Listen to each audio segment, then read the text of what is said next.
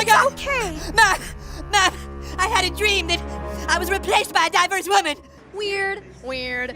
And if you disagree with this sentiment, I don't need your business. What an idiot I've been as a young person in this industry who has no filter and no idea what she's doing.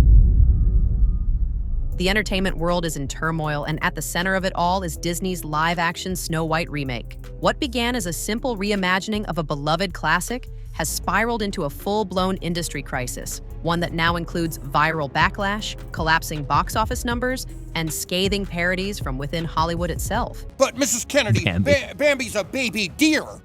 Baby dear, put a chicken in, make her. The most explosive, a brutal takedown by South Park that aired just days ago, targeting not just the film, but Disney's entire creative direction. Suddenly, what might have been another disappointing release has become a cultural flashpoint, and the consequences are rippling far beyond one movie. This is the story of how Rachel Zegler, a billion-dollar studio, and an iconic fairy tale collided to create one of the most controversial moments in modern Hollywood. Oh, ordinary apple, my dear. It's a magic wishing apple. A wishing apple? It started with South Park. In their latest special, Trey Parker and Matt Stone delivered one of their most savage cultural critiques in years, and Disney was the target. The episode skewers the studio's recent push for reimagining classic characters through a modern lens. One scene shows Cartman tormented by dreams of his childhood heroes, being replaced by diverse women complaining about the patriarchy. But the real punch came with a parody called Woke White: The Reinvention,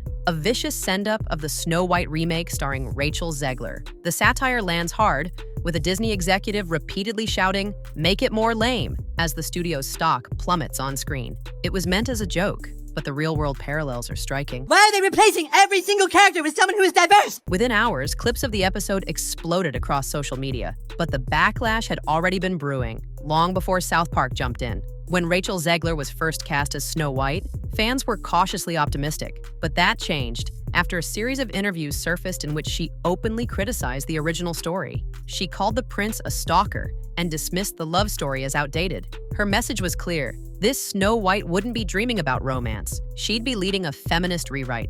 For many lifelong fans, it felt like a direct rejection of the character they grew up with. You think it's perfectly normal that Cartman is suddenly a black woman?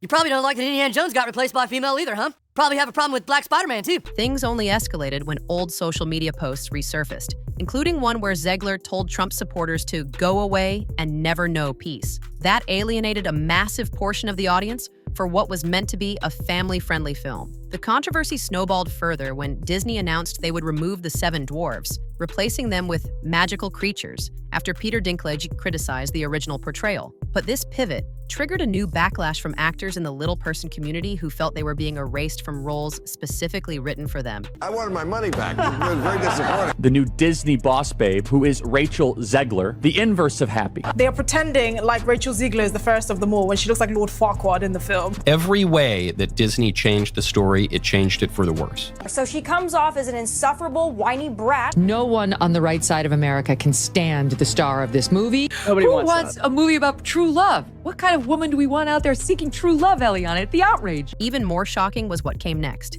Disney's own properties seemed to join the mockery. The Simpsons aired a parody called Snow Woke: The Reimagining, in which a modern princess scolds a prince for his white male privilege. So Snow White slept and waited for her prince to come, but he never did.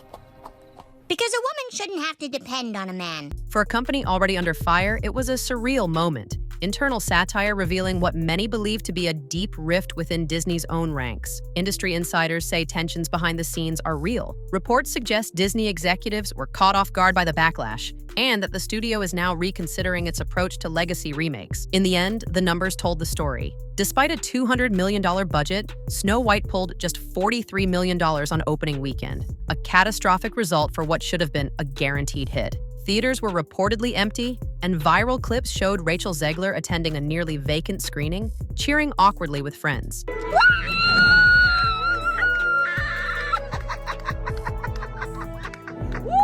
The response from audiences was clear: nostalgia alone isn't enough, especially when the core of the story is stripped away. What do you think? Has Disney lost touch with its audience, or is this just a rough transition into a new era of storytelling? Drop your take in the comments.